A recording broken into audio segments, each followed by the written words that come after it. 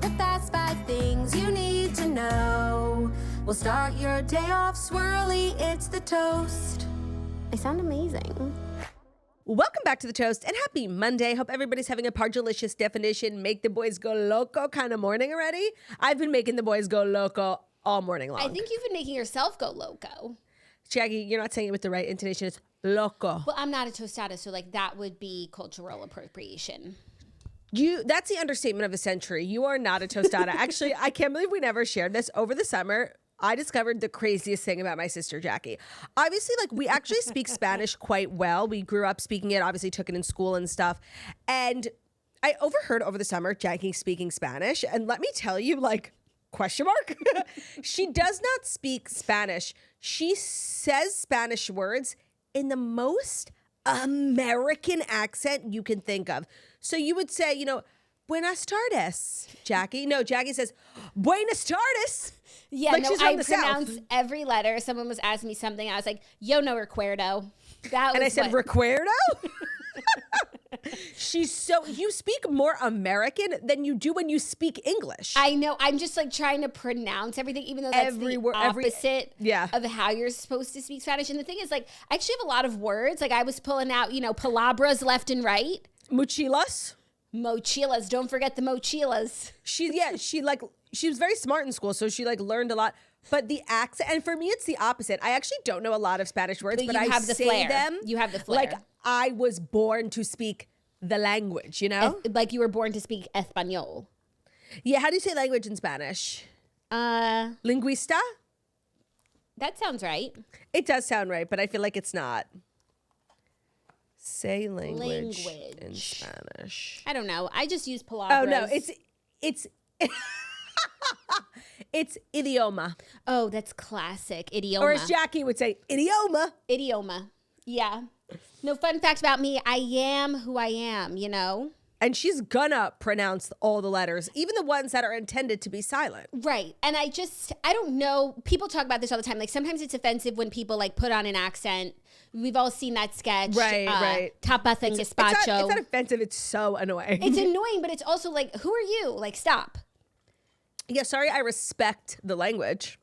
But I don't know, it just feels like a costume. I'm just being me, speaking another language. I hope you can understand. Literally. I am being me también, you know? Well, you are a tostada. Correct. Oh, sorry. Sí. Sí se puede. Oh, sí se puede. I'm glad you brought that up because you know what I can do? Sí se puede. Oh, I thought you were going to kick your leg or something. No, actually, and I never feel more like in touch with my like Hispanic accent than when I say sí se puede, you know? Yeah. America Ferrera ate with that. She did. She left no crumbs. Zero. Zero. How was your weekend? We actually haven't chatted that much this weekend. I called you late last night. We actually had such a funny experience because I called Claudia. Oh my God, this was seriously funny. You ever experience a conversation like outside of your body? I called Claudia, and as I was calling her, I was like sitting up ramrod straight, and it was giving like I have an announcement. And I was literally thinking like, and you like called and didn't say anything. You just like looked at me, and I was like, oh wait, am I supposed to be? And I literally went like this. Oh, you're pregnant. Oh wait. Like, yeah, you're literally 9 months pregnant. I literally thought you were calling to tell me. Like, that's how you would call me to tell me you were pregnant. Claudia, when I called you and I saw myself in the camera, I'm like, I look like I'm about to tell her I'm pregnant. And then I thought to myself, it would be funny if I called her and said, I'm pregnant. And you guys, I literally went, She literally did. But it was just crazy that we both had the same thought. You were being weird. I guess I was. It was just because I was sitting funny. And you didn't say anything. You looked at me with like this little smirk. And I was like, oh, wait, what? You're pregnant? And then I was like, oh, yeah, no, you are. You have been for 9 months. Like, yeah. So that was funny. No, but so we chatted last night, but like not about our weekends at a glance. No. And the only thing I really have to share from my weekend is all the TV I watched. Like, I watched Love Thy Nader in full. I'm done. As did I. Let's recap it at the end, shall we? Yep. Great. I also watched Charlie Sheen's documentary because like Ben and I were having a hard time deciding on something on Friday night. And this was before he became obsessed with Love Thy Nader. So at first it was like a show I had to watch on my own. Yeah. So we watched the Charlie Sheen documentary. It's 2 parts and I'm like not a Sheen involved. Queen. I'm not involved. Like I don't know really. I just know the Denise of it all, right? Do you even though? No. Right. She was in the documentary, by the way. It was amazing. Like, first of all, so I remember like him becoming like viral for like being on crack, right? But I didn't realize how like the entire nation like was obsessed with him while he was on crack. Like they loved the crack version so much so that he went on tour and did like a cracked out show. Hashtag and people winning. like hashtag winning, yes, duh, winning. And let me tell you, like Charlie Sheen, the man, is actually very funny. So when he like went on crack and like did his show, like I'm sure it was hilarious, but he was in the documentary like being himself, and the way he just story tells is funny. And there's so much Sheen. First of all, I think I knew, but I had forgotten that he's brothers with Emilio Estevez. No, but also who's the other Sheen from Twilight? From Twilight? Michael Sheen. He's no, Volturi. Okay, his dad. Oh, is he Volturi? Yeah, his dad is Michael Sheen. Michael Sheen is the Michael Sheen's in Twilight. Yeah, he's head of Volturi. Michael Sheen. No, he's not the head of Volturi. Yeah, he is. That's his dad. He's 56. No, that Martin Sheen. Sorry, Martin Sheen. Martin Sheen. And Michael Sheen is just a Sheen from Twilight, and he's not related to Charlie, apparently. He's not. Oh, that's so weird. I forgot about Michael Sheen. Sorry. Martin Sheen is from The West Wing. He's like the biggest actor from his time. He was in like 1 million movies. He had 5 kids, 2 of which became really famous. Emilio Estevez and Charlie Sheen. Why do they have different names? Oh my God. So Charlie Sheen's real name is Carlos Estevez. Okay. When Emilio got famous first, he became Emilio Estevez. They kept saying Estevez, so I think I'm saying it wrong. But you should say it right because you're yeah. I'll say Estevez. Yeah, Charlie was saying Estevez. He said when he became famous, I think he wanted to differentiate himself a little bit from his brother. And he was like, I was so jealous of my brother when he got famous. And that like really like catapulted him into like wanting to be a movie star. So he just changed his whole name. He said Charlie Sheen. He wanted Sheen from Martin. And it's crazy, like Martin Sheen and why was Emilio Estevez? Why were they the Estevez if their dad is Sheen? I'm not sure. They didn't answer that. They just had like a lot of names thrown around. Okay. I think maybe Martin. No, actually, I don't know. So Emilio Estevez and Martin Sheen are not in the documentary, although they're like ever present in the entire story. Because like Martin Sheen is just, I didn't know much about Martin Sheen. He's this amazing dad, right? Like he's still really close with Charlie after all they've been through and was there for him like the entire time. So I forgot about his like Nepo part of his life. Like I only really knew the Denise of it all, honestly. Oh my God, what a crazy story. Now the only thing that like got me a little miffed. It's like I knew he was like a druggie and like whatever. He didn't hurt anybody. He was just like on drugs and never showed up to 2.5 Men. And 2.5 Men was like the biggest show. Yeah. And when it got canceled, everyone was upset. They replaced Ashton Kutcher. Like nobody liked it. Yeah, I knew all of that. And I was like, I feel like there's something more nefarious going on. So then at the end of the documentary, it was just like a really good documentary about his life, all the crack he did. They had his drug dealer. They had Sean Penn in it. They had Heidi Fleiss, the famous escort. And she only went to prison because Charlie ratted her out. Like there was a lot. They got everyone. It was really good. And then they're like, okay, we need everyone to leave the room, like on set. And he's like, all right, Charlie, we're going to ask you some things like you've never publicly spoken about. He was accused of 2 things. One, he has HIV. And I guess like he got sued later on in life for like giving it or not disclosing it to partners. And he was like, well, it's true I didn't disclose it to partners, but like I wasn't running around. I never gave it to anyone. So like a lot of people, like he said, these girls would come to my house and they knew I had HIV because like they saw all my meds everywhere. And so like they would like use me as bait to. And so I was like, oh, okay, well, that's like kind of crazy to not tell people you have HIV. But, you know, all in all, you didn't give it to anyone. And just assume that they saw your meds and knew what that meant. But he said, he's like, I knew at the time, like I couldn't give it to anyone because I was asymptomatic and, you know, whatever. Like he knew. He wasn't contagious at the time. And then I was like, I feel like there's something more nefarious about Charlie Sheen. I can't remember what it is besides, you know, Brooke Mueller, drugs, crack, doing crack. And it was that the child star, Corey Haim. Let me just make sure. I know there's 2 child stars, Corey Haim and Corey Feldman. Because Corey Feldman is like going on Dance with the Stars. Right. Corey Haim alleged that like years ago on the set of the film Lucas, Charlie Sheen raped him. And Charlie was like, he answered it very directly. He was like, I literally didn't. He's like, and he was kind of convincing. I was like, is Corey Haim still with us? Yes. And he said that like, who's the one who passed? I'm not sure. Maybe it was Corey Haim. He's like, I never did. And he was like, so much so that Corey Haim's mother came out and said like, impossible that Charlie Sheen could have done this. Like he was really, and I don't know, like he didn't need to make a documentary, right? Like nobody really is like needing to hear from Charlie Sheen. So if you have these like crazy allegations, unless you're really innocent, like why would you even attack it head on? Yeah. But up until that point, I was like kind of rooting for Charlie. And then after that, I was like, oh, I didn't know that like that was icky. What you were accused of. He's no longer with us, Corey Haim. He passed away in 2010. And then the last thing they said when there was like this closed set, which I thought was really crazy because I'm like, well, up until this point, I don't know why he would have, done that. He's not gay. Like all the women, he was married 3 times. Mm-hmm. Denise was in the documentary. But then he goes on to say like, when I was on crack, and this is something I used to be really ashamed of, but like literally who cares? He's like, crack and the type of crack I was doing makes you hypersexual, just makes you like very, very sexual. And like, yeah, I was having sex with men. And like, that's something he's like, I think that's something I used to be ashamed of. Like, I don't care anymore. So I'm like, oh, well, that's crazy to share right after you're discussing that allegation. I don't know. The whole thing, I was inclined to believe him. But then after that, I was just like, we're I don't know. believing people, Well, which people? Corey or Charlie? No, sorry. You and I are the elk of believers. Like I'm easy to get hoodwinked. I really take people at their word, and when I probably shouldn't. I know. And the whole time he was so genuine, right? Like he didn't have to sit down for this documentary. He was so open. And if he really had like true demons, I can't imagine him sitting down and producing his own documentary. Like, I don't know. And you're right. I do take people at their word, and I'm very easily like swayed by people. And he does have this like movie star sort of je ne sais quoi. Mm-hmm. They just saved that allegation till the very end. Up until that point, I was like, oh, what happened to Charlie Sheen is so sad. And Corey Haim's no longer here, so he can say what he wants, and there's no way to really know. That's actually true. Just saying. It was a really good documentary. Ben enjoyed it as well. Like, they really got, and when they cut to Heidi Fleiss, famous madam. Was it like the feeling when Adriana sat down? Correct. Correct. And I also saw the Downton Abbey movie on Friday. I know. Don't spoil anything, but top line, how was it? I was really happy that the theater was packed with exclusively geriatrics. Like it was hilarious.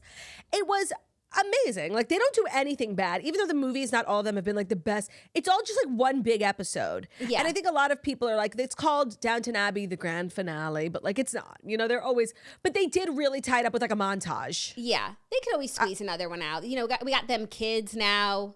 Yeah. The kids were barely in it. I thought the premise of this film was that Mary goes to America. Okay. Or like the family goes to America, and it wasn't. It all took place like at Downton, which is great. But it did make me think we need a movie where because they're tied to America. Because then the movie that they would make is literally Gilded Age, but like the good version. Yeah, because Paul Giamatti, who plays Cora's brother, he comes over from New York. So like the movie's really about New York in a sense. Yeah. I thought they went to America, and I was like more excited about that plot. So I think I just need like the Downton, maybe a Q Lab, like a movie where where they stay at Carrie Coon's house. Yeah. The timing is in 100 because they're like 1930s now, and Gilded Age is earlier than that. But there's definitely some crossover to be had. Yeah, they could stay at like, something. Yeah. It was really good. It was fun.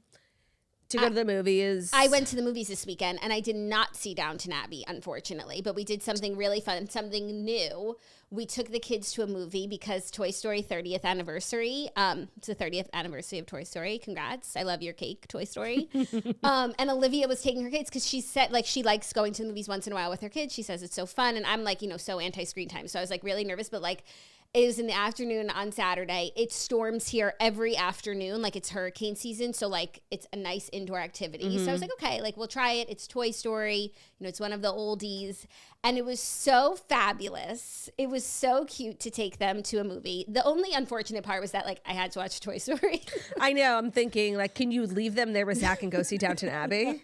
I wouldn't even want to. Plus the runtime was actually pretty short. Like compared to like what we're used to now, sitting in the movies for like 3 hours. 3 hours. It was like an hour 15 max. So it was like the perfect amount of time before they got like stir crazy, but they were really into it the whole time. I've never like watched Toy Story with such a close eye, but like Woody, the woat, Woody the woat, jealous wench.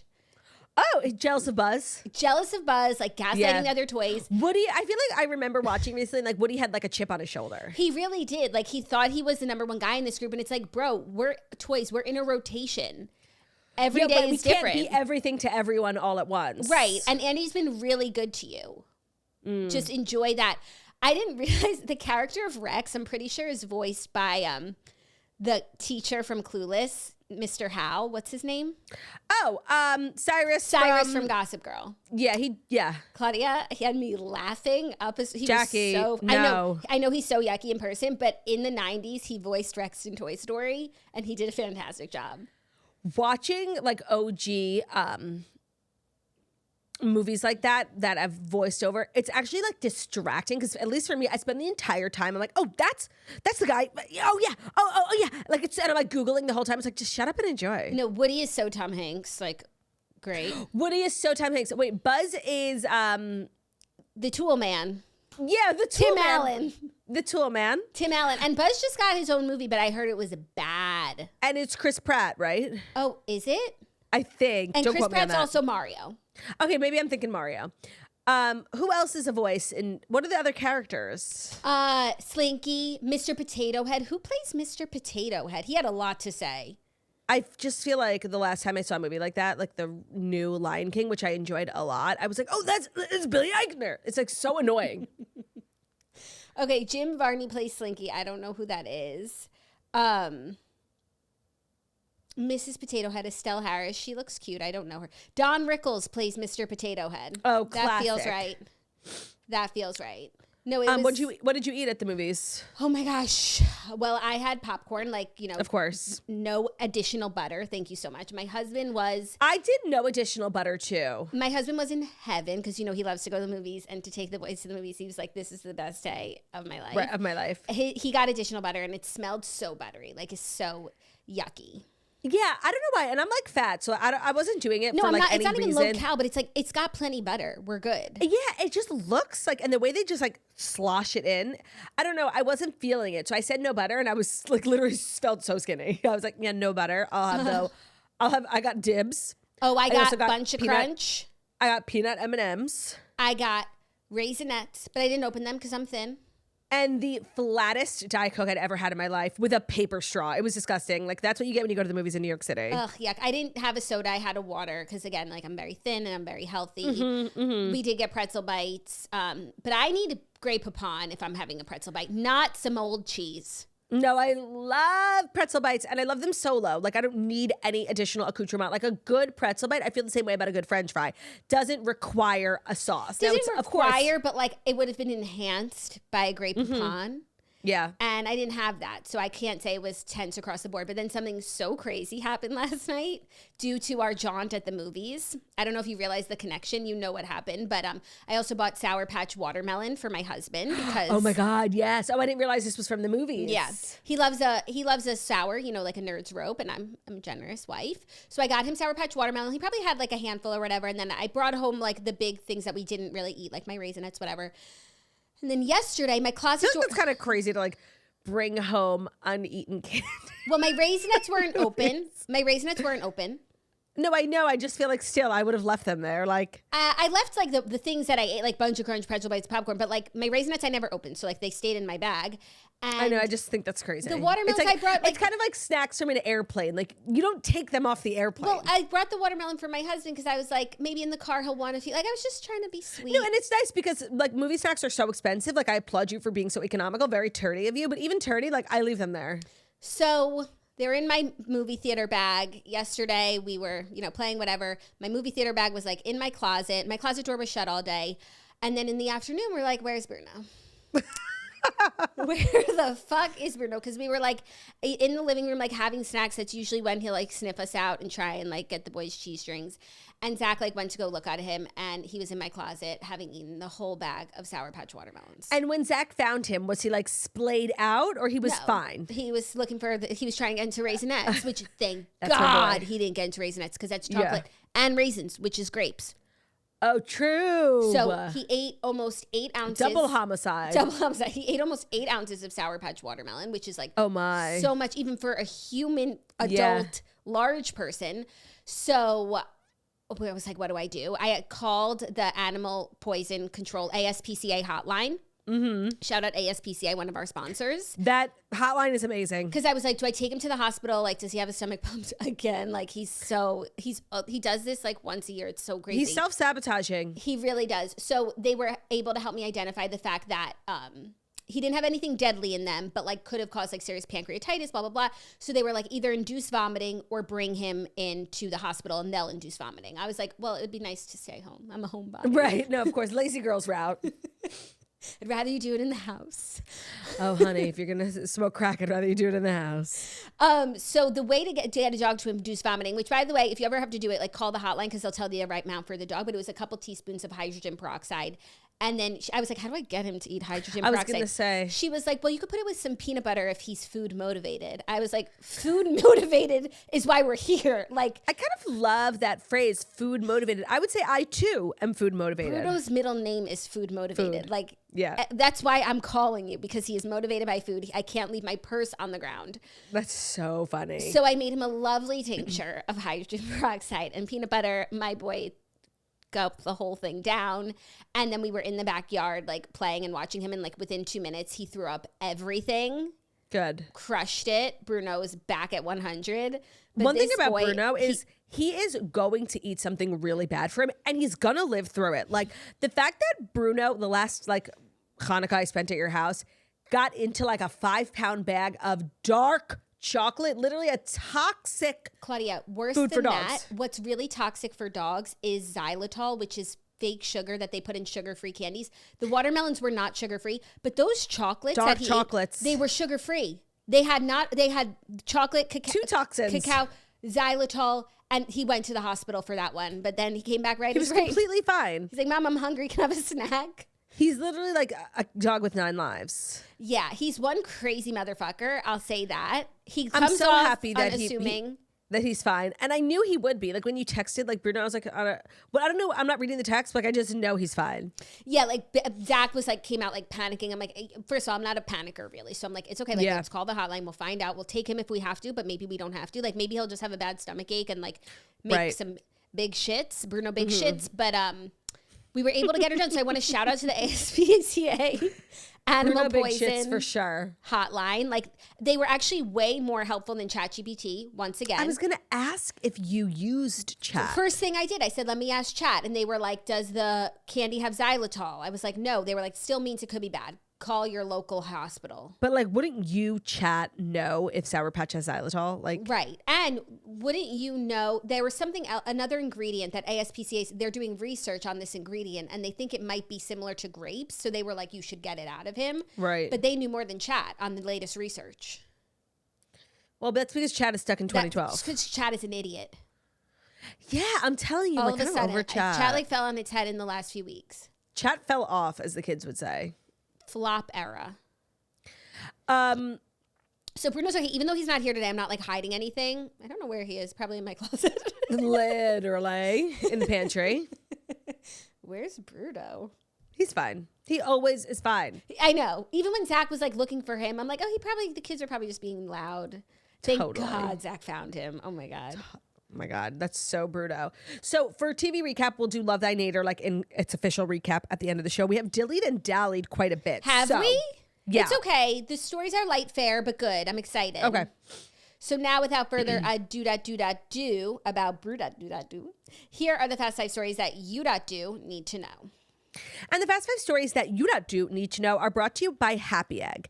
Happy hens lay happy eggs, and their happy hens spend their days outside on pasture, laying kind of the parchiest eggs. Not me having a happy egg this morning because I forgot to tell you, Ben actually made a sourdough loaf and it was amazing. So I had sourdough and eggs this morning. Look at you. So most store-bought eggs are sad eggs, meaning the hens who lay them are trapped inside, the yolks are pale, the taste is bland. They're going well, through happy a lot.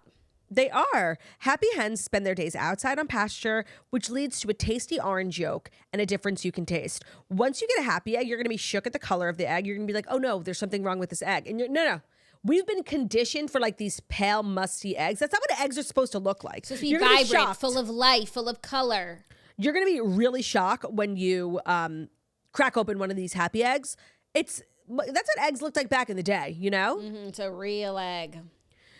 So Happy Egg delivers Gargi orange, yes, orange yolk inside of every shell because they know the recipe for a delicious egg is simpler, caring farmers. Happy hens on an actual pasture, and the result is a difference that you can taste. Visit happyegg.com/toast to find Happy Egg near you. Make sure your next dozen is filled with Pijiaos, precious gem of eggs. Start your day off swirly, Happy Egg and toast. That's what I did today. Start your day off swirly with some eggs. Today's episode is also brought to you by Symbiotica. Fall is here. It's officially glow up season. For some of us, we took the summer off. We took some time to rest. And now it's game time, bitches. If you're looking for that extra boost to feel good and look good, you've got to check out Symbiotica. Taking Symbiotica supplements is one of the easiest ways to stay consistent with your health goals, even during a busy season. They have a ton of great products with really fabulous benefits. So some of their best sellers are the Irish sea moss, which can help support gut health for smoother digestion. It promotes clear, radiant complexion and fuels cellular energy to support healthy aging. Another bonus is that it's a lemon vanilla flavor. It tastes great. It has no weird texture. If you've taken sea moss before, which Ben got into like a sea moss phase a couple of years ago, it can be really gnarly. It's in liquid form, so it means it works faster and more effective. For the nutrients to absorb. Also, their liposomal vitamin C is a huge bestseller for them. It helps with collagen production and glowing skin. Go to symbiotica.com/toast today to get 20% off plus free shipping. That's CYMBIOTIKA.com/toast to get 20% off plus free shipping. Thank you, Claudia. Also, I was just curious. Chris Evans played Lightyear in Lightyear. That's a flop. Yeah, my Chris is confused. That's classic me. But that movie was such a flop. It's star-studded. Never heard of it. Interesting. Yeah. Our first story, a little more TV news from the weekend. Football season is back. Ho, ho, ho. Taylor Swift stealthily attended the Chiefs game with an entrance that's sparking wild fan theories. Yes, it is. I saw people saying she's pregnant. She got a radical haircut. Maybe Bleachella is back. But I actually think it's none of those. So Taylor was missing from the game yesterday, but then videos went around of someone walking into the stadium, like behind a big screen, in the usual path that the Lurd walks. And, it's safe to assume that with Taylor was walking behind the screen, she didn't want to be seen. And then it's her usual walk, like from the door to the elevator to get up to her suite. And then she wasn't seen at the game, was she? No, I saw like a GIF on Twitter, but it could have been an old one. People are always tricking me on Twitter. Mm-hmm. And people are almost 100% sure that it's her because you can see peripherally a security guard who looks like her usual guy. I think they spotted her mom. And she's usually at every home game, so. Yeah, so it's safe to say that she was at the game, and if someone was hiding behind a screen as they walked in, it would have been her. So now the question is why.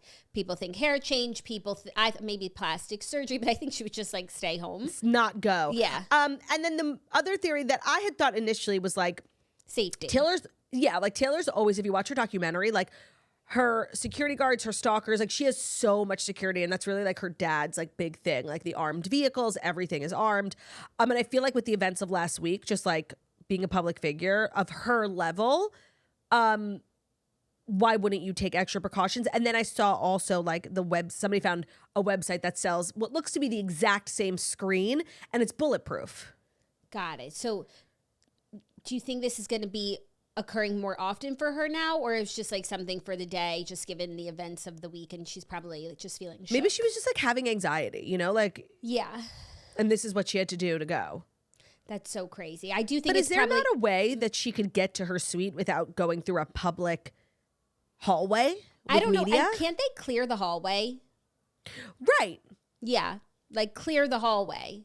Maybe this was a last minute thing. Maybe on her way now she started having a panic attack. She can call for a clear. Last season she was a girlfriend. I'll have to walk wherever all the girlfriends walk. I'm a fiance. Clear the fucking hallway. I feel if you're a public figure, especially at her level, the Charlie Kirk thing definitely makes you nervous more so than usual. Safety is always a thing for Taylor. She talks about it all the time. And for anyone, of course. And so I feel everyone's just particularly on edge. Tensions are very high in the country. Yeah. And it's she's right there. With I don't know what we only see her POV, but I'm sure her POV, there's probably 100 people standing there. Yeah. So, do what you got to do. I don't think she's pregnant. No, I don't either. I'm always on watch because we literally saw her a month. It wouldn't be something where she has to hide behind a screen. Yeah, right. But you're right. They could just clear the hallway. They could clear the hallway. She could have like stayed home if she was feeling like particularly anxious. Mm-hmm. I don't know. Or it could be a hair transformation for Life of a Showgirl coming out. Maybe orange hair. Right? Oh my God. Imagine. And pregnancy. Imagine redheaded Taylor. And pregnant. She's literally trying to be you. She's me and Shannon. Shannon. Shannon had her baby. Shannon had her baby Daisy, 9 pounds, 1 ounce. That's my queen right there. Queen Elish. Queen of the. She'll tell her whole birth story, but it's really crazy. I mean, every birth story is crazy. That's what I'm saying. Even if it actually Standard. is textbook, that's crazy that it was textbook. Right. How amazing. How rare. She's doing great. I talk to her like almost every day like 5 times a day because she's breastfeeding. And so like I'm trying to impart as much. And it got me thinking, she was asking me questions and it's crazy like how little you know when you start. Like she's not asking anything I didn't ask either. Like you just don't know. And I feel like now such an expert, right? I'm like, I need to have another baby. Like if I had a baby right now, oh my God, I'd fucking slay. No, it's very enjoyable, your subsequent children, because you really like, you can enjoy, you're not stressing. You feel like, confident. Yeah, it's a nice feeling. Yeah, There's nothing like the first of where you just get to be solely focused on them. Everything comes with, true. You know what I mean? Like you'll never a yin and a yang. Yeah, have that where it's like you don't have to run out of the house, run out of bed, get dressed. Like it's just you and Foo, and you're sad. But the Chiefs lost. So the game that Taylor went to was like the Super Bowl rematch, Eagles versus Chiefs. They lost, which was like crazy, but they did lose the Super Bowl to them. So technically they're a better team. But they're 2-0. There's been 2 games and they've lost both of them. I feel like the Chiefs always have a slow start to the season. Now I said that last night with Zach, your comrades, with the people I was with, and they were like, "That's not true." But it's just like it's a feeling. Well, I feel like they want this big, at least for Travis, he wants this big year, right? I think he wants to retire, but he wants to win one more Super Bowl. So you don't just get that, right? You have to work hard for it. I saw him catch a ball. And I saw him run and move that ass, like which is better than last season. Which is better than last season. Butterfingers, like Butterfingers. He was doing his part, so that training has paid off. So I just want to give like shout out because he worked really hard in the off season. Sweating down here in Florida. Yeah, and he caught the ball. Which it's kind of like the whole point. It's crazy how many times they don't catch the ball. Not him, just like players in general. It's like, well, why'd you get picked? I still feel like the Chiefs can have a strong season. I do always get the impression that they like have a slow start and then they come together. They're kind of like Secretariat in that way. Yeah, kind of coming from the back. Yeah, like the greatest. But they start out, they let everyone think they're slipping. I just think like they're going to have this big moment. I think maybe Taylor's going to do the Super Bowl. Like you don't get that without a bit of a struggle. And I think if you really want to be the best version of yourself as a team, it can't come easy. So I'm glad. And you need to learn from the mistakes now. You can't be making mistakes in the playoffs. You can make mistakes now. Hour. Who gives a fuck? This wasn't even like, I know it counts towards their score, but it wasn't even in their same conference. It's just like it's kind of irrelevant. Yeah, I agree. Like there's plenty time. But you know who did win yesterday? The Cowboys. Who'd they play? They played the Giants. Olivia's family is a Giants family. We're a Cowboys family. So we watched together. The kids were cheering. It was like so cute. They were really feeling really like cute. Rivals. And the Cowboys I'm happy won. for you. I'm happy for Zach because he doesn't really like get a win a lot. To experience that sort of thing. As far as I know, and I haven't really caught up on this football season. I'm going to get involved soon. It's just like it just started and like I have a baby. There's plenty of but like the Giants like suck, right? Usually. They still suck or no? When the game started, everyone was like, this is... Oh, wait, Sierra's a Giant, Russell right? Wilson is a quarterback for the Giants, yeah. Oh, he's amazing. Was he good? I don't know. Yeah, they went into overtime. Yeah, he's a quarterback, Russell. They went into overtime, but from what I heard, I think it was an ugly game. Like they weren't playing beautiful ball. It's the beginning of the season. Everybody's just kind of like, fucking around. And they were dropping a lot of balls. Like I'm shocked the Cowboys won because like every time I looked at the TV, they were dropping the ball. And at what point do we stop calling the Cowboys America's team? Well, there's a new documentary about the Cowboys on Netflix. Oh. I'm going to watch it. It's about like Jerry Jones. It's called America's Team. And I think it's a lot about their history. And I need to understand like what really, why not just Zach telling me they're America's team. He's biased. I need to understand like the history. And then I'll let you know if they're still worthy of the title. Okay. I like that. Okay. I do feel like their usage of America's Team was expiring, but the DCC gave them like an extension. Who would you call America's Team if not them? Right now, like the Chiefs. I agree. First of all, because they're they're middle America. Like that's, or no, they're the Midwest, right? No, they're the Midwest. Mimo. Midwest. Mimo country. This is Mimo country. Yeah, they're like very all-American. Of course, like having the quarterback of the pop star is very Americana. Yeah, I would say.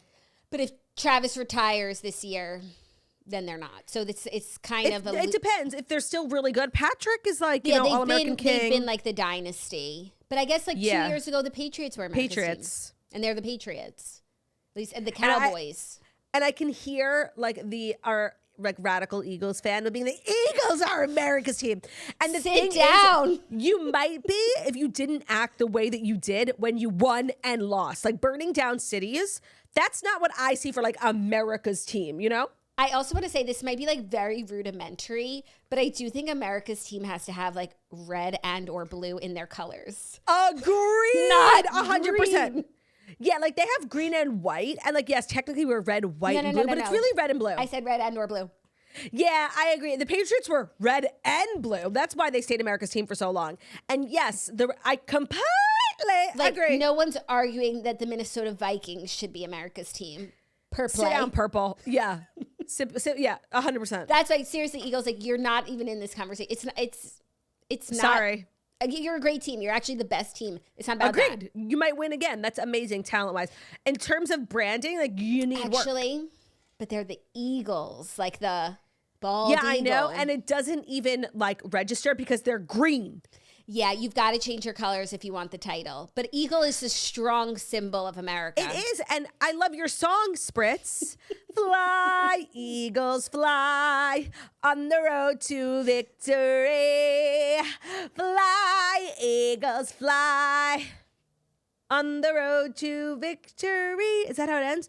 E-A-G-L-E. Like, you guys are fucking crazy. I love it. Like, you have the potential to be America's team, not with the green. Sorry. They need to refine. Oh, and I'm sorry. They play at Lincoln Field. Like, what's more American than Abe Lincoln? Yeah, they need to refine, though, the brand book. Yeah. Agreed. But they have a shot, sure. Yeah. Are you ready for our next story? Some seriously surprising breakup news. Kelsea Ballerini and Chase Oh my God, I'm Stokes shocked. break up after nearly 3 years of dating. So Kelsea Ballerini and Chase Stokes, who have seemed like the happiest couple in Hollywood for 3 years, have reportedly split after 3 years of dating, and just 2 days after he wrote her a loving birthday post. So And that she posted a carousel of her own birthday that he commented on. So I was like, what happened in 2 days? I followed them both. I saw both their birthday content. And I actually remember thinking, I'm like, wow, they're so solid. Like, it's so crazy. To me, they seem like how this was like a rebound in some ways, but it really was like such a real relationship. They seem like the sort of couple that's never had a fight. Like, Which is not a good sign. No, but like other couples, I feel like they have like long-standing issues that eventually break them. Yep. You know, and like when they break up, it's because like this was just too insurmountable. You're this, I'm that, but these two just seem like they've been genuinely happy for 3 years. I don't think something happened where like someone cheated on someone and that's why 2 days later they're broken up. It just seems like their issues got the best of them, right? Where you just like throw in the towel. But like what issues? Not that I would even know, but I just feel like they're so happy. I don't know, because the timeline of it all makes me think that something did happen. Something like drastic. Right. How do you go from carousels and emojis to literally 2 days confirming her rep confirmed to People magazine? I'm baffled. I don't know. I don't have a theory here. I don't have a theory. I don't even know what they could really fight about. No, that's what I'm saying. It was all so good, so healthy. Like, she loved Madeline Klein. Like, it was all perfect. No, and they were always supporting each other. They're two people who work in like different industries on like different sides of the country. Making it work. But like it's scheduling what? Like he's learning all the words to her song. She's putting out 3 albums a year and he knows every word. Like, yeah, they've got this on lock. I'm shocked. Me too. I can't even theorize. I don't have any like tea. I know nothing. Me too. The good news is, as she'll spill. Roll down that welcome mat, bitch. Roll it down. She'll spill through her. We'll get like signs through her music if it was like cheating or just like fell out of love or whatever. Or maybe she'll just like do an interview and tell us again. Right. But I'm sad. But I am sad. Yeah, if this is sort of just like a breakup, nothing crazy, I do think we'll find out like through the music subliminally, like it won't be this tell all, because I only think you really do that when somebody like really fucks you up. But Morgan, not Wallen, didn't Like, it wasn't... Morgan, not Wallen. It wasn't nasty. Morgan Evans. No, I think it was. Why? Like, financially. I think that's, like, when she was going through the divorce and, like, he had such a chip on his shoulder about her success, but was more than happy to, like, take half of it in the divorce. I think that really sent her over the edge. I think he took... Didn't it come out? He took half of the profits of the house. Of the house. Well, and half... Of her fortune? I'm not sure about that. Yeah. It sounded about like that in the podcast. song. But she also talked about it on the podcast. It's about how they had a prenup. The impression I was left with was that he got half of the profits of the house that she paid for. I think he did. Yeah. Amongst other halves. Like, I think that song is about the house. Well, they really were just like two people who were like growing on different tracks. Like he was ready to settle down and she was just getting started. It wasn't totally terrible. It wasn't backstabby, cheating. Right. Yeah. Abuse. Agreed. It's kind of just like a heartbreaking classic tale where like falling out of love and growing apart, and that's like so painful. Especially in fame when like you're in the same industry and like one person's career is taking off at just a different pace than the others, and I think it creates like a lot of resentment. So I'm just saying, like she was able to share with us when even it wasn't like I'm gonna get you. Right. It was just sad, and that album was sad. It was. Yeah. I'm shocked. Although I do think like her rise, like I've known and listened to Kelsea Ballerini long before all these other bitches did, right? Because she's like a real country queen. But I do think like her divorce and then the album after that and then her subsequent relationship after that like really helped rise her star so much so where she's like a pop star now, right? Like she does bigger venues and her music is played on pop radio. And so I would love to see who she dates next. I think it's like a great tool for her star. Oh, for sure. And for him, he's so eligible. Like we'll put him in that roster, Kai Gerber. Right. Oh, we'll throw him in that Olivia mix. Jade. Yeah, he'll go there. She won't go there. I don't think she will or won't. Me neither. So I'm sad. I'm sad, but I'm more so shocked. They were so solid. So solid. And like a real testament, because I think a lot of people thought this was like a rebound relationship, right? It was like right after her divorce, but they were so serious. Yeah. And so supportive. It was really so like there for each other. Whenever we talk about celebrities, like they couldn't make their schedules workable. It's like if you wanted to, you would make it work because she's a touring artist. He films this huge show in the middle of South Carolina. Like he has to be there. So the fact that they were able to make it work, anyone can. I agree. And I'll stay tuned for more. Yeah. Our next story is actually could be nominated for Toasty Lions. It's some big news for Mormon Wives star Jen Affleck. She is in a new Dunkin' Donuts commercial with Ben Affleck. Oh, wow. Ben Affleck may be a Dunkin', but a family member is about to dethrone him. Dunkin's latest commercial features a new Affleck, Secret Lives of Mormon Wives star Jen Affleck. The minute-long spot... I have to watch it. I haven't even seen it. Give me 1 second. Yep, go ahead. That's genius, by the way. You know what? You could put it your phone. We could all listen to it. I'm going to. Free commercial for Dunkin'. They need the advertising. No, this is really smart. I love when people do things that aren't dumb, In addition to the fact like this is such a slay for her. Everyone who made fun of her for saying that they're related. It was weird, but it wasn't her fault. Her weird ass husband lied to her and made it up and then claimed he didn't. Or the family did. But first of all, I do think they're related. And second of all, slay. Okay, here we go. Play E-News. They're not going to make you watch an ad? Oh, they did. I watched it on mute for you guys. Okay, ready? For Affleck. Affleck. Expecting my cousin Ben? Nah. When Dunkin' has something packed with amazing value, they bring me in. Jen Affleck. The value Affleck. That's funny. The value Affleck? Yep. Twice the personality, half the price. I'm a steal. Just like Dunkin's $6 meal deal. A coffee, bacon, egg, and cheese, and hash browns for $6? That's value. You know what's not value? Ben.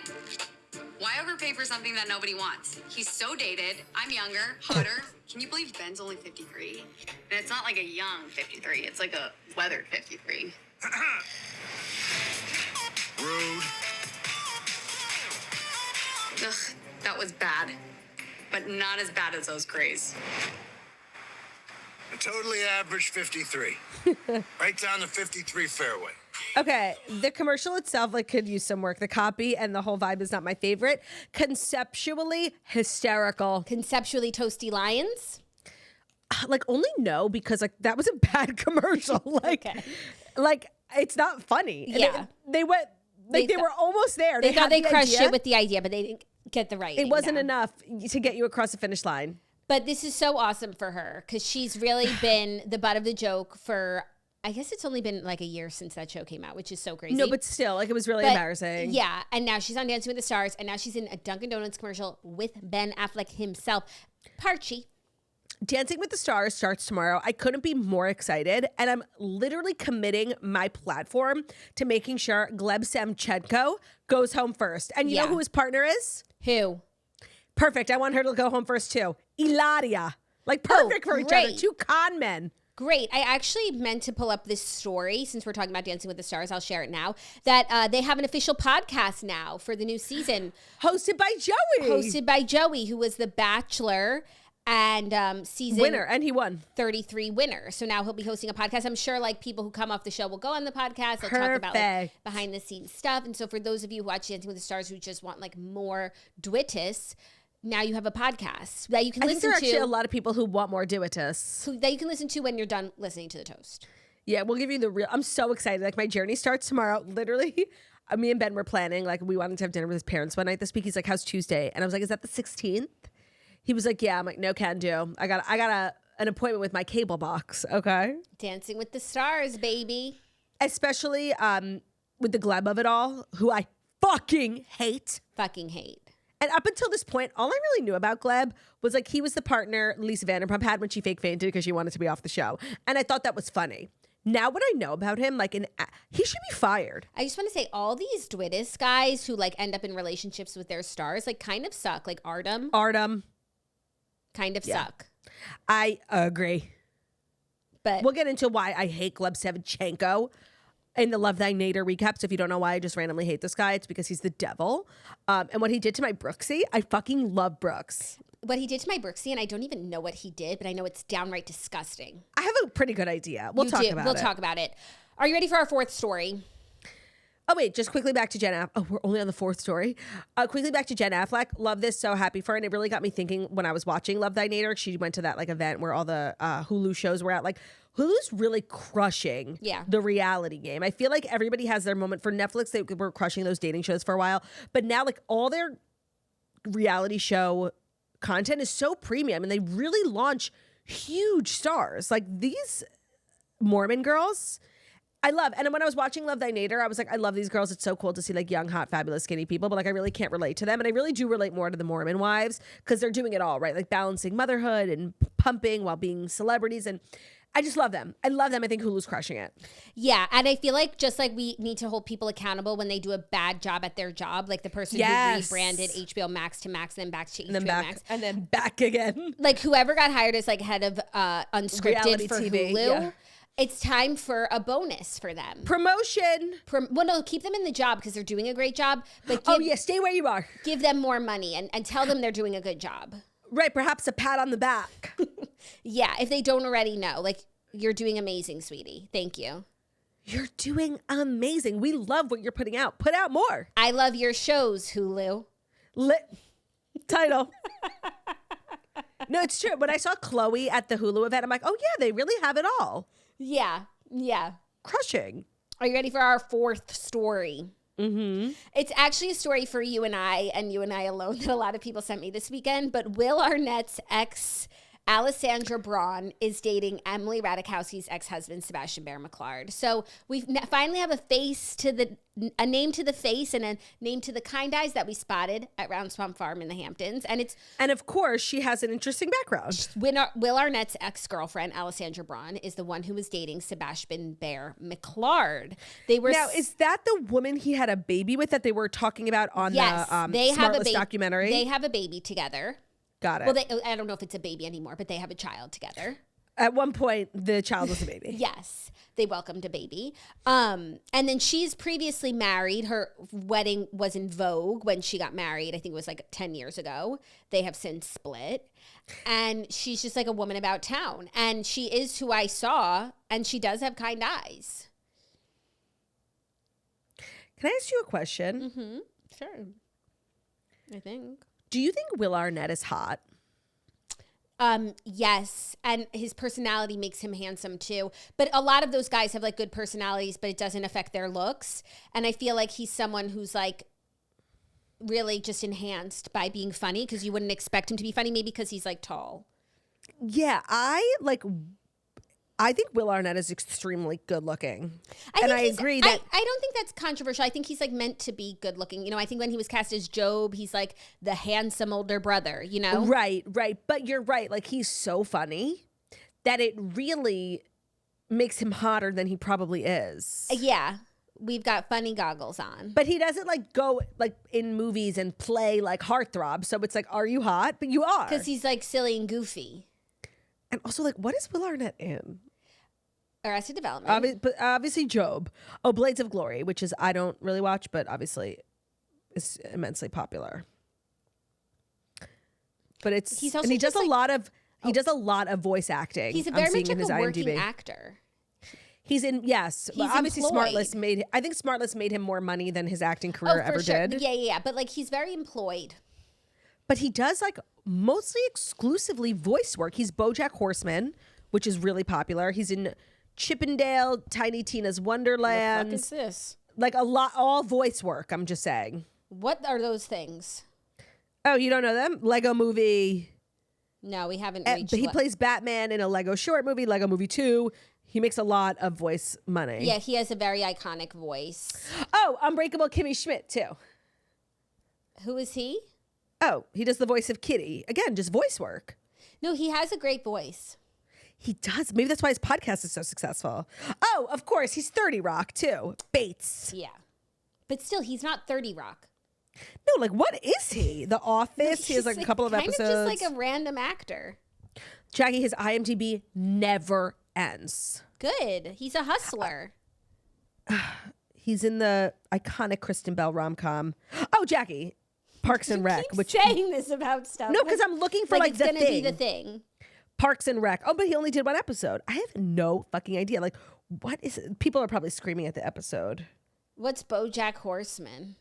It's a Netflix animated series that's really popular. I feel like he's in some like movies.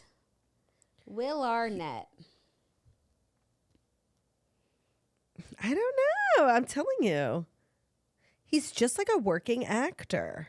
Will and Grace, one episode. He's just been in everything once. He's in Sex and the City. Blades of Glory, I think, is probably like up there. Yeah, he's in just like silly stuff. And I guess it all amounts. Semi-pro. You know, what's that? Peanuts make a bag. Yeah. And then that bag gets you a podcast that you don't need the peanuts for anymore. Peanuts make a bag full. Happy for McClard. And he was married to Amy Poehler. Well, of course. I think that was big for him. I think it was good for her too. They ended up having 2 children. Yeah. And then he was with Alessandra, who's now with Sebastian. So this is like another circle.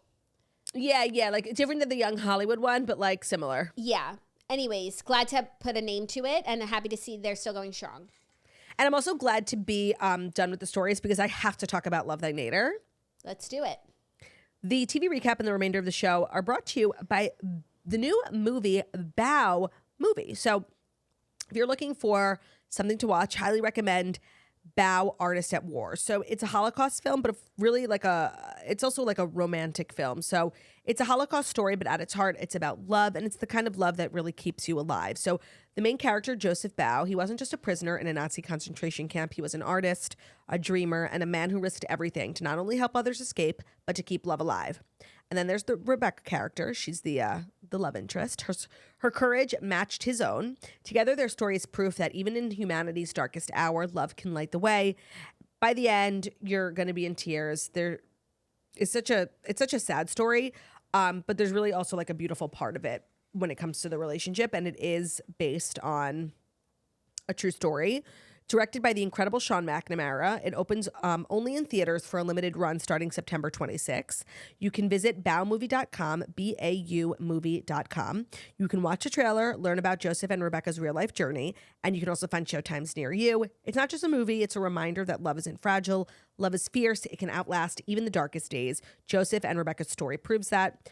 Bow Artist at War opens September 26th. Visit bowmovie.com to watch a trailer and learn more. And you can also sign up your organization for a group screening. Again, that's baumovie.com. Today's episode is also brought to you by booking.com. Booking.yeah. From vacation rentals to hotels across the U.S., Booking.com has the ideal stay for anyone, even those who might seem impossible to please.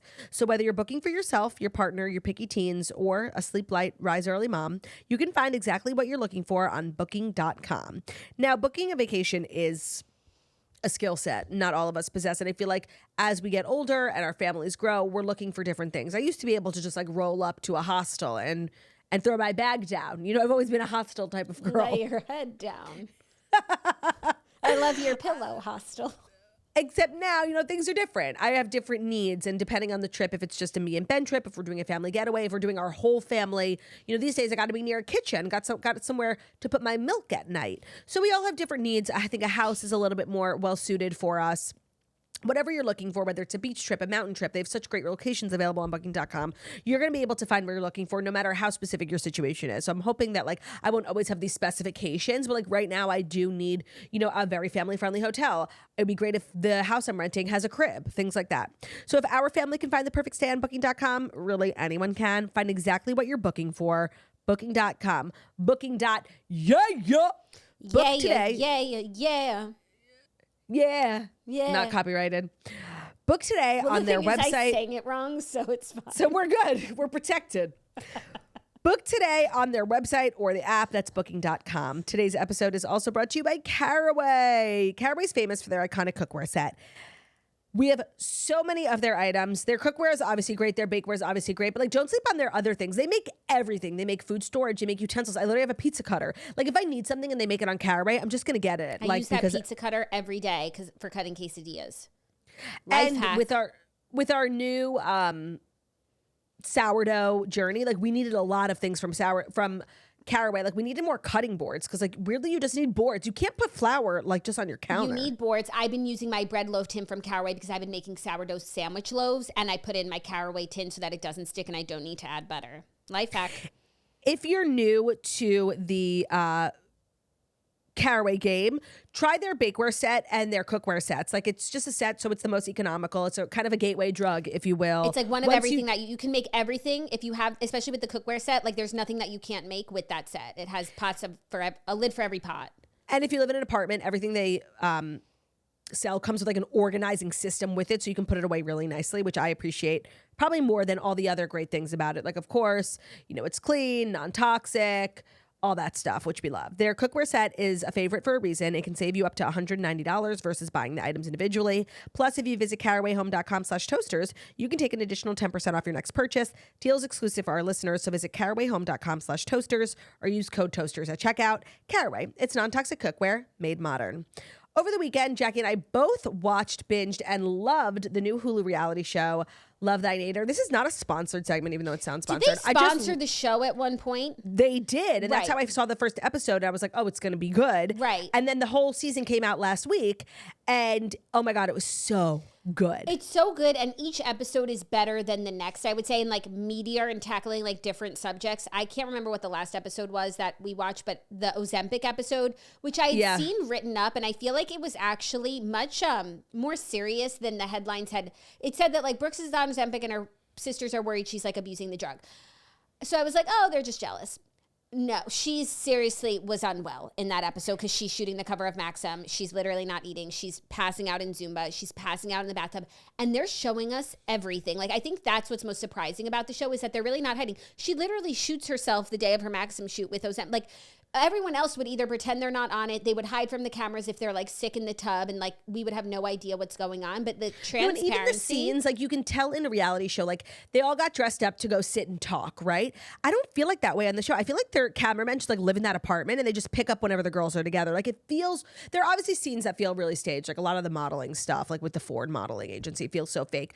But for the most part, the show does not feel staged or fake, which I really appreciate. And yes, they go there. They really do go there. And Brooks is like talks about how she feels this pressure to be thin. I didn't realize that she had lost 30 pounds over the last few years, and that when she came up as a model, she was 30 pounds heavier, and she was doing Sports Illustrated, which is like a very like sexy and like, you know, she had that look, but now she wants to do high fashion, and she was told like, lose 30 pounds, get a nose job, do all this stuff. And she's like, and I do it all. And she says like, the industry has such toxic beauty standards. And I feel like whenever someone says that, the next thing they say is like, and I'm going to change it. And then they don't, and it affects their career. That's the sad truth. Yeah, or it's just like an uphill battle. And she's just like, the industry has toxic beauty standards, and I'm going to fit into those beauty standards because these are my years where I can kill it, and I can have a cheeseburger in 10 years. Like, and these are my goals. And so she has these like benchmark goals that she wants to achieve, and she's really doing it. And even though it's obviously like not healthy, it's honest and it's true. And she says like,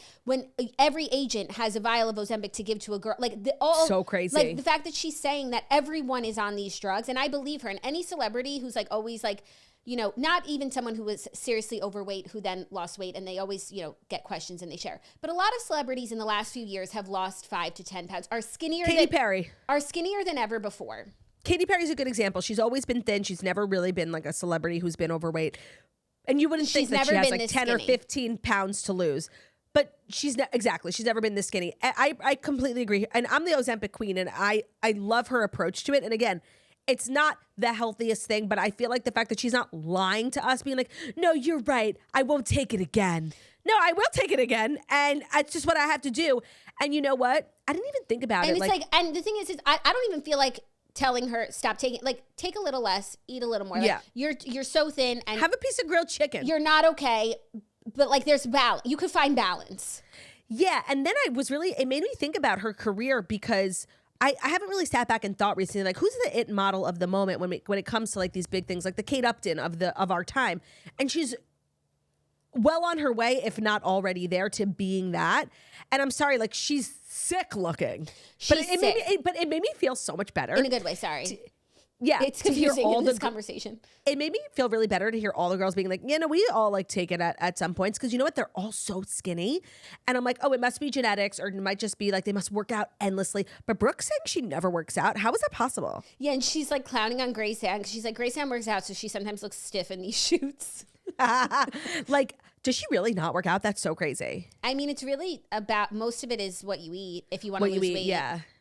No, the show was just so honest, and like, I'm sure people can nitpick, like, she's being a bad example. I don't give a fuck. People are going to say like she's a bad role model. It's very toxic. She literally says, I don't think I have an eating disorder because I don't eat.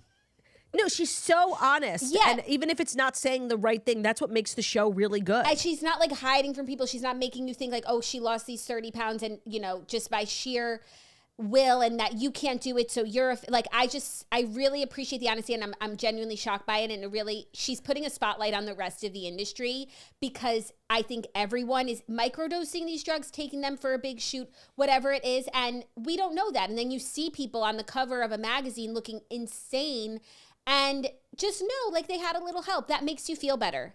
1,000. I felt so much better when Sarah Jane was like, I took it too. I'm like, oh, good. Yeah. Sarah Jane is so skinny. Yeah. No, it's amazing. I feel like, and the show also does a really good job. It's really very sisterly. It is. Like when Grace Ann Jane was like, you know, I'm never talking to Brooks again. Like, I'm done with her. And then like they had a conversation and she was fine. Like, that's so sisterly. And I feel like my takeaway after the first 2 episodes was like, the show is really good. Brooks is clearly the star. Like, I don't really need the other sisters. And I do, after now watching it in completion, like, there's potential for the other sisters. Like, I do think that they add a lot to the show. But my big takeaway, and I feel like the show was so good for Brooks, because when she was talking about how like so many people thought Gleb was her fake boyfriend, like, she's literally talking about me. Yeah, we didn't even pick those stories because it was like this nonsense. It was fake. Yeah. And I feel like she was well on her way and doing really well in the modeling industry, but her public perception wasn't amazing. And I feel like the show was so good for her because she has this amazing personality. And I actually think I understand her so much now. And I understand a lot of her media shenanigans with Gleb and her relationship stuff. I understand it now because she's kind of this like 28-year-old newbie, right? She was married for so long and she met her man when she was 19. And like, I don't know, I feel like whatever goal she set out to accomplish with the show, she did. Yeah, and for better or for worse, they're very unrefined. Like they don't have media training, which sometimes like it is nice because we're getting to hear them authentically speak and not just like word salad us. Yes. But on the other hand, like it's a little messy when they're going on podcasts and like talking about things and just not really knowing like where that line is. And eventually they'll find it and then they won't share as much with us and we'll miss these days. But it does feel like early days of a reality show, which we don't get anymore because everyone is so like buttoned up and like nervous about everything that they're going to say. And so they don't share that much. And it's really refreshing to see a show in 2025, like feel like the old days where it's like, we're letting it rip.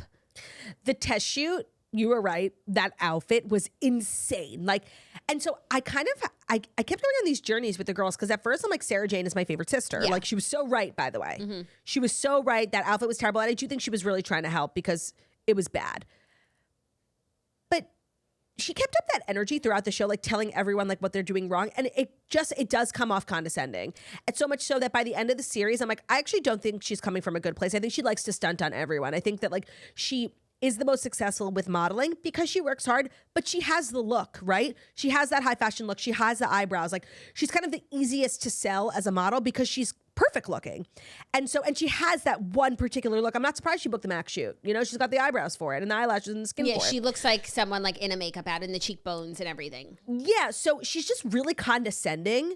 And I don't doubt that she works hard and knows a lot, but like she's just annoying me towards the end. I feel like she also, I mean, that Eliana thing was so crazy. The way right? that she's like moving in her love life is also annoying me. And it's funny because like if you just hear from her, you like would think like, oh, all's well, like, you know, you would just like think she's like fab. But then when you hear the other side of like things that she's doing, like bringing Eliana home to her hometown as just a friend, but kind of like using her to like stoke conversations with her family and like see how, even though you don't even know if this girl is your girlfriend or just your friend, so like, why would you even bring her home? Right, and like subject her to like you wouldn't bring any boyfriend home who's like not your boyfriend. Like you wouldn't bring just a guy home and then like of course people are going to make comments like, are you guys together? I just felt like she was doing it to like sort of antagonize her family into having a conversation that she's obviously wanted to have, but like don't use this poor girl and make her come to someone's huge family thing. And Eliana was like such a trooper and she's obviously like a very cool, relaxed girl and like isn't really reading too much into all of this. But then to go to the bar and start like macking on your high school love. And that didn't make air. So like Sarah Jane was like, oh, Eliana's ghosting me, almost making Eliana look bad. And shout out to Grace Ann for That's being what like, I mean. Like if we just heard Eliana's ghosting me, like, oh, Eliana, she couldn't handle the big family dynamic. And then we see the other side of the coin where it's like, no, you literally left her alone in a bar in your hometown while you were like flirting with someone else. macking on some guy. Yeah. So I felt like I kept having these like moments where towards the end, I love Mary Beth. And I want to shake Mary Beth. Mary Holland, yeah. Mary Holland, get off the show. Like quitting your job was a bad idea. Your startup sounds terrible. The people you're going to for advice, honestly, I didn't even know what they were talking about. Fia, these girls keep popping up. I know she's Bill Gates' daughter, and so that obviously gives her like a lot of credit. So she has a podcast now on Unwell, and Kris Jenner went on it, and she's like this business leader. What is her business? Like, who is what kind of business are you in? Who is Fia in this world? I was just so confused. And that really was a painful scene where like they're giving her advice and you need 6 months of runway. Okay, well, our dad isn't Bill Gates, so like help, you know? It was so stupid. I feel like they all gave up something for this show and it was the right choice for them, except for Mary Beth. Like you have this lord and your sister's going on and talking about his lordship and his viscountship on the podcast. Like, no. I want you to move to LA. This man loves you. He's taking your parents to Wimbledon. Like, he's a good guy. I feel that. Agreed. And she's an amazing, she's such a classy bride. She's gorgeous. She'll be a fantastic lady. Viscountess. I need you to give your all to this relationship. Like, I don't think that the show is going to yield as much for you as this relationship might. And I think of all the girls, like, she might have the least to gain from this show. So, like, seriously go back to your job and work at a bank in LA.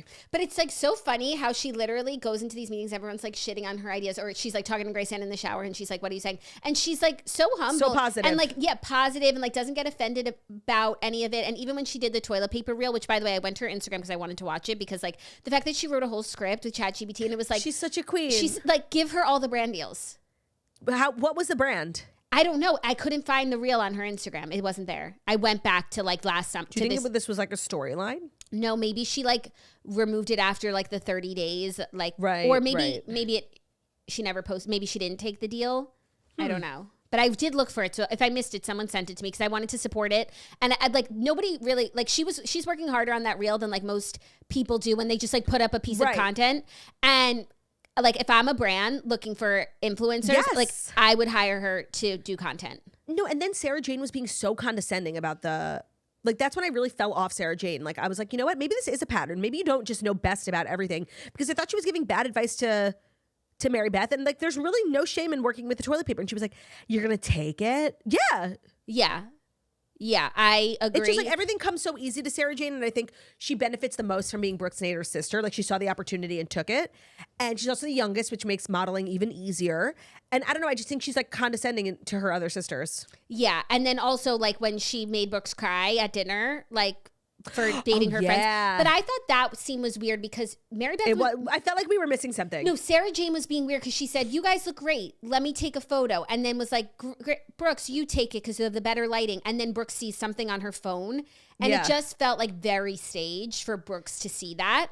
I wasn't following. Like I felt like I missed a piece. No, so Brooks just saw something on Sarah Jane's phone to the effect that Sarah Jane's like sexting one of Brooks's friends. Again, in addition to like Ellie Goulding and the friend at F1. Ellie Goulding. And that she was just weird. like hooks up with all of Brooks's friends, which isn't just like a great way to move.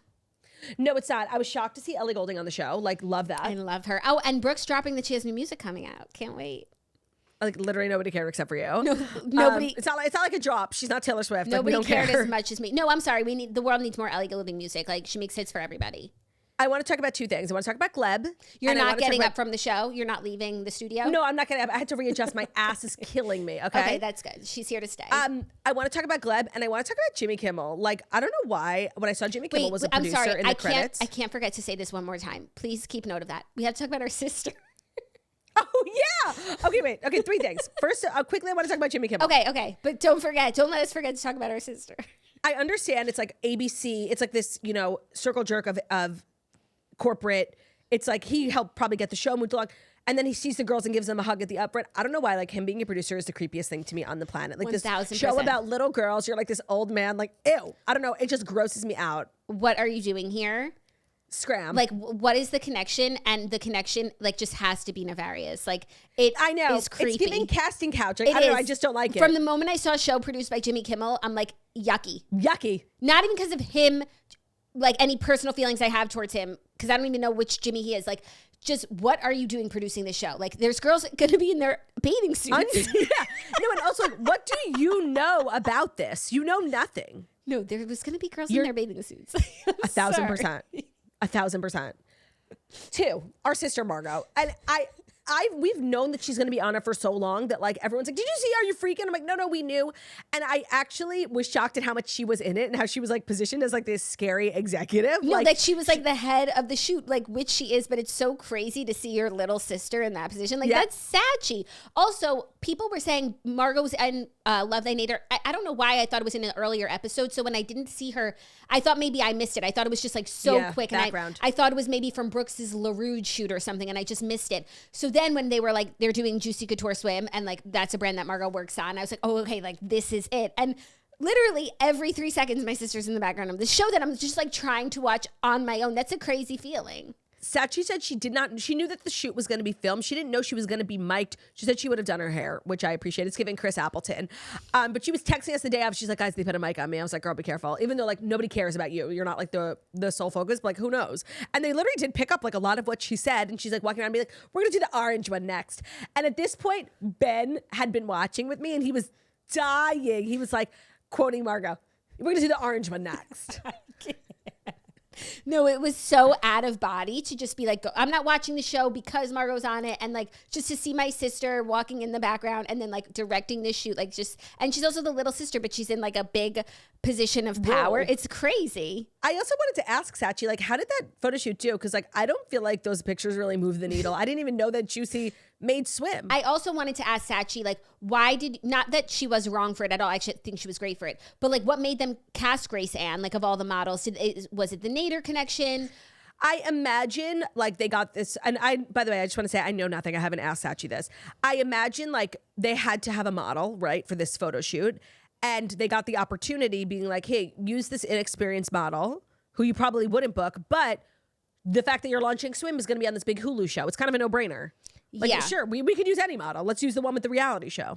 But she does have like a great look for swimming. She's definitely like sexier than, she has a sexier look. Like Sarah Jane's like very like high fashion, like, you know, cheekbones, skin, makeup, etc. Graziadei like has that like va-va-voomness to her. So she is right for a swim campaign. Yeah. I really couldn't deal with her storyline about modeling. When it's clear, and this was sort of like the underlying thing, and I think that's why everyone was getting so frustrated with her, what she wasn't saying is like, she doesn't have like long-term goals when it comes to modeling. This is sort of just like a means to an end so that she can like wait around for her man to propose and then she can go live in Palm Beach. Yeah. And if that's... Which is fine. Yeah, that is fine. But she also, it's like, she's allowed to want to make a living in between now and then. So like... Of course. Yeah. But she does have this chip on her shoulder, just like, I think she sort of doesn't want her success to be predicated on being Brooks Nader's sister, but like it is. Yeah. Embrace That's it. why she's like taking these like secret meetings in Florida. Well, they're taking them because you're Brooks Nader's sister. Like you can't escape it. So you might as well embrace it. You should embrace it. Like Sarah Jane really embraces it. And I think she takes all the deals that Brooks doesn't want. Yep. And it's like, hey, I'm Frooks. Yeah, and I think Mary Beth said that like a little shadily, but just being like, you know, they're this dynamic duo. They follow each other around. But it was really like, yeah, Sarah Jane sucks Brooks' ass, and that's why she's the most successful one. Yes, but also I think that in their personalities, they're really similar in terms of like their ambition. We have to talk about the intervention. Which is like a good thing. The ambition. Like Graziadei doesn't have that, but like Sarah Jane and Brooks do, and they're both very like motivated. So I think Sarah Jane encourages Brooks to work that hard, to take these jobs, to take the Ozempic, and that they're just like more compatible in that sense.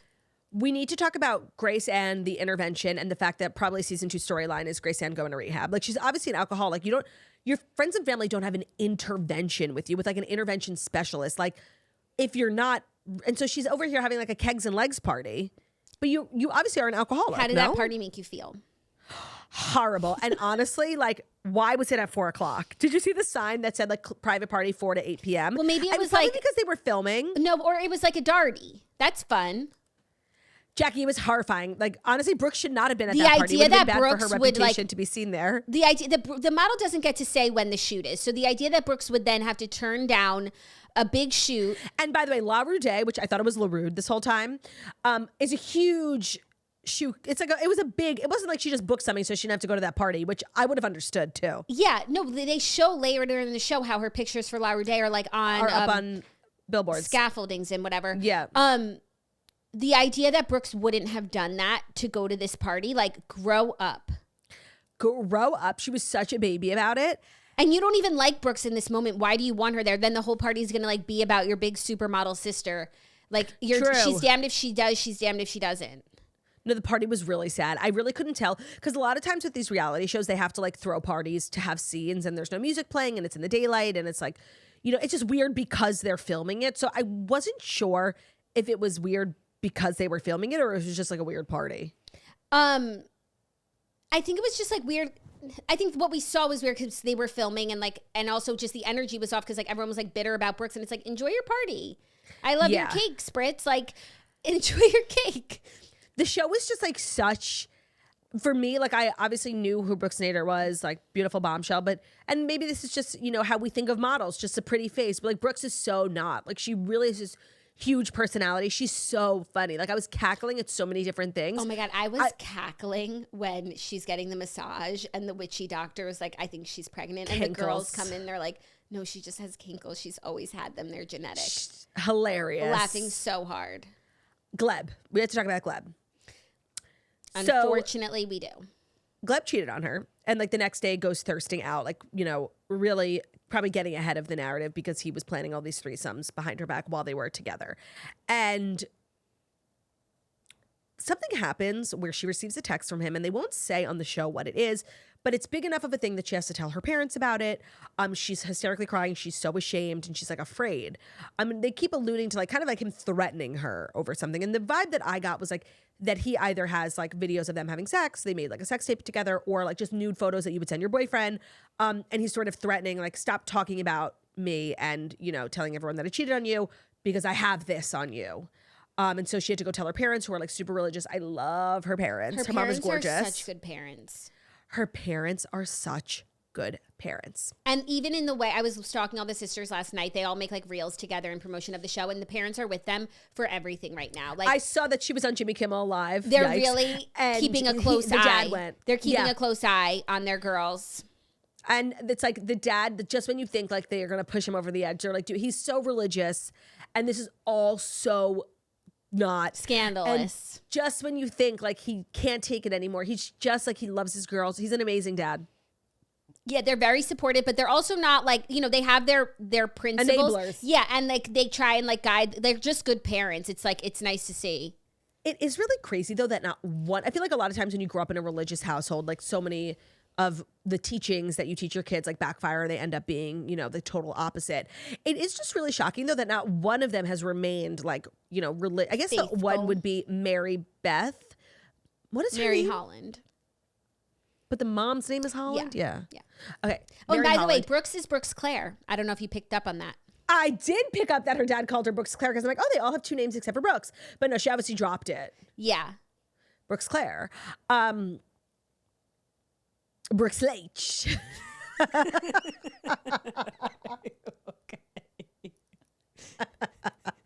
No.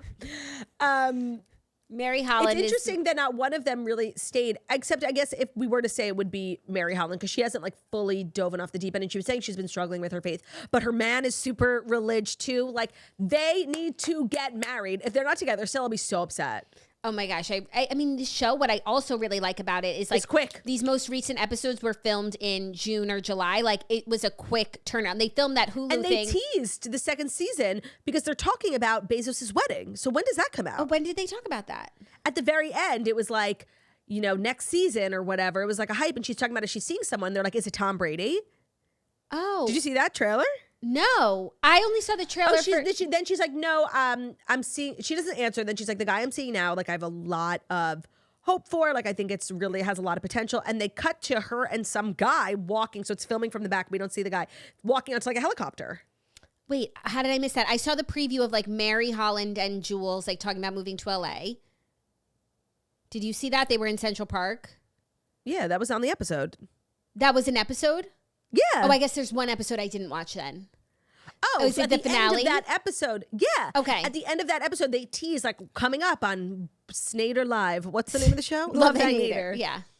Yeah, it seems like a teaser for an upcoming season. Oh, you're one episode behind. I guess I am, and I've kept up this whole time. I've kept pace. And so you didn't see the DM? What DM? Can I just tell you? What DM?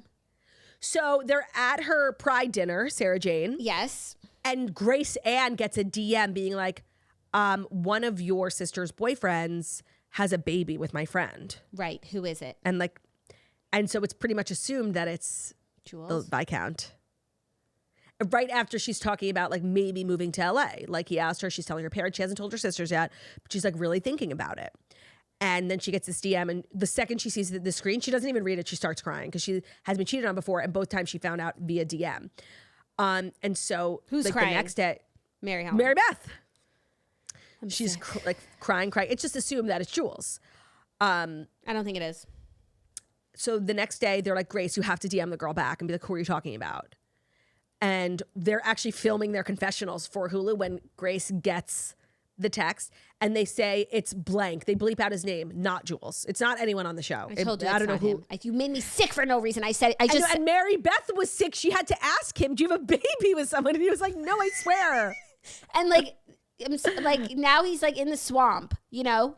No, I know. Get And this that's why man like, when out they of went the on the Chicks in the swampland. Office podcast, which I was so happy for Fran and Rhea. Like that was this great. Viscount is being accused of having a baby. Like he's swamp. No, I know. And like when they were like talking shit about like his title and stuff, like I wanted to fucking kill Grace Ann. Like, oh no, actually that was Brooks. Sorry. No, like, but Grace Ann like opened the door, and also Yes. and let's just keep blaming on Grace Trailer Ann sex. and trailer sex, which was like Yeah. really uncool. Yeah, no, I was actually really mad at them because Mary Holland has the opportunity at like a really amazing life with this guy. Like he's British royalty and he loves her and he's such a good guy. And I felt like they were sabotaging it, and that really pissed me off. So who else is? It's probably someone's old boyfriend or whatever it's probably Gleb. They bleeped out. Yeah, like who gives a shit? 100% Gleb, and they think that like fucking Gleb. I can't stand. He should be fired, honestly. Like because they're both employees of ABC. Like not to be like a narc Karen HR. They're both employees of Hulu. He's clearly threatening her with like revenge porn. I think that's because they were saying it's illegal. So, like you should be fired. Go tell Jimmy. Yeah, Jimmy. Why don't you make yourself useful? You make yourself useful. Yeah. And fire that freak. I feel like there are also so many. He's just one of, a rotating he's just cast a dancer. Now he's a part of this loser duo. I cannot wait to tune into Dancing with the Stars tomorrow. And I'm literally going to be like sabotaging Hilaria's partner. Wow. Well, I'm excited. I have another episode to watch, and I'm glad it's not Jules. And you know what? I'm glad I know that now because I can't handle stress. I know. I was so upset. I can't handle stress at this moment. So it was really sad. It's for the best. That apartment is gorgeous. I do think they all have their own rooms. It seems like Brooks's room. There's the room with the hats on the wall. Yes, that's Grace Ann. Okay. And if it's so and then two across people the were going hall, to share, I feel like it'd be Mary Holland would be sharing with someone. Really feel like it's just the two youngest. No, but like Grace Ann needs her space. No, they also like, she said she feels like a black sheep. Like she is a bit of an outsider. Yeah. And she like, the other girls, like, I don't know. I feel like they go along to get along more. Just like, keep it moving. And like, she just like gets like, is more sensitive. I have one more thing to say. Mary Beth like calls herself the peacemaker, and they all said like, yeah, she like doesn't really get involved in the drama. She's like the peacemaker. And everybody goes to her when they're fighting with another sister to like talk shit about that sister. And she's really not a peacemaker. She gasses that person up. She's like, yeah, she's kind of annoying. She's like always like, she involves herself. She talks shit. She gasses up the person and makes them think that they're right. A peacemaker like offers a rebuttal, says like, maybe, let's take it slow. I guess, but I've I've yet to hear really something come out of Mary Holland's mouth that I disagree with. So I think she's just like a true. Oh, same. I think she's just like a voice of reason. And it's like, if she's agreeing with you, like, you're probably right. And we'll go and talk to the other sister who's probably wrong. And Sarah Ann being like going to Mary Beth and being like, everybody calls me a hoe. It's like not my thing. And it's like not a real conversation. And like you embrace that in the first couple of episodes. You were like, yeah, like I got roster. So you're saying, and so now you don't like you're it. You're saying she's a hoe for show? I want to say that lesbian bar scene where they're singing Pink Pony Club was the cutest thing ever. Like, oh, I didn't see that amazing. Yet. What? Oh, so I guess the Pride dinner is the last episode. Yes. I Pride dinner I saw a preview for. Yeah, okay. So do you want me to tell you about Pink Pony Club or no? No. Let me have my own experience with it. It was really cute. Let me see if I feel the same. I just love Brooks. Like, I'm obsessed. I followed her on like all platforms last night, like being such a freak. I was stalking her. She's just really funny. This is going to be like mean. You don't expect somebody so pretty to be so funny. Yeah. And I love that they're so sisterly and like they're so close. Like they're so close knit. They're close in age. Like Sarah Jane's 23 and Brooks is 28. That's 4 girls in really 5 crazy. years. Like and it's crazy that Sarah Jane is the youngest. Yeah. They're just like really cute, really like steamy and sisterly, and like that's so real, and it's nice to watch. And they're so gorgeous. They're sickeningly gorgeous. I really am curious what Brooks would look like with, and she like talks openly about the fact that anytime she's been told to like get a nose job, whatever, she does what she is told to do, and that's what she says why she's so successful. But I'm really curious because the rest are supernatural, right? They don't look like they've had a ton of filler. I'm sure they've had the usual, but they look really like the OG versions of themselves. And I was looking at pictures of Brooks last night, and she's so different looking. I would love to know what she really would look like. I actually right now. don't like see the resemblance between all of them. Do you? I think they all look alike besides Brooks. Oh, you think so? Oh, I mean, and Mary Holland is twins with her mother. Sarah Jane, who she reminds me of, in addition to Kylie when she's speaking, Victoria Fuller. I heard people saying also Rachel Kirkconnell. Victoria Fuller. No, like maybe for you guys, Rachel. For me, it's Victoria Fuller on my screen. It's crazy. And did you see my text? Ben made the most amazing call about Mary Holland. What? She looks, but more so like her mannerisms and her talking, she is twins with your friend Sam from college. Sam Frankel? Yeah, watch. I texted you. I said Ben said that Mary Beth I didn't even see that. When you watch tonight, just like think of Sam, you're going to be shook. Oh, that's so crazy. That's such a compliment. Yeah. So who's your favorite, Brooks? Of course. Yeah. Who's your favorite? Well, yeah, probably Brooks, at a glance, but I really love Mary Holland. I'm really rooting for her. I mean, you are a Mary Holland too. She has such great style. Even her business idea is actually not a bad one, but it's like, girl, just be a lady. Like, don't. Or go back to Deutsch. Don't work that hard. Agreed. But yeah, no, there is a need for that, for the independently employed to have financial. It's called like QuickBooks. But it's not, they don't speak the language of Gen Z. Okay, it's such a bad idea. Like I wanted to shake her, and honestly, I would like to Grace Ann in that moment, being like, okay, sure. It's an amazing show. I cannot wait for season 2. Sign me up. Yeah, same. I can't believe it's over. I thought like it was just. I thought it just started. Well, it's not over for you. It did. I know, but like I didn't realize that like this was last episode. I thought it was coming out week. Oh. Yeah. Oh, is it? Yeah. Oh, so the preview. I thought the whole series came out at once. No. Oh, Hulu okay, doesn't do that. Oh. So the trailer that I saw is just the next week's episode. Pretty sure. Oh, she's talking about the Bezos wedding. Oh, I'm sad. Oh. I'm sad. Yeah. Okay, cool. Everything's okay. Okay, great. All right, you guys, we have to get this episode up. It's such a long episode. Thank you so much for listening to The Toast, the Millennial Morning Show, where we tell the fast 5 stories that you need to know every Monday through Friday on YouTube. So if you're watching us on YouTube, please don't forget to subscribe, give this video a thumbs up. We're also available as a podcast on our podcast we on. So it's Spotify, iTunes, Stitcher, Public Video, iHeartRadio, Castbox, all the places where you listen to podcasts. Man, that's just leave 5-star review about a beautiful, stunning, and wickedly talented we are. Love ya. Bye. Leave a message.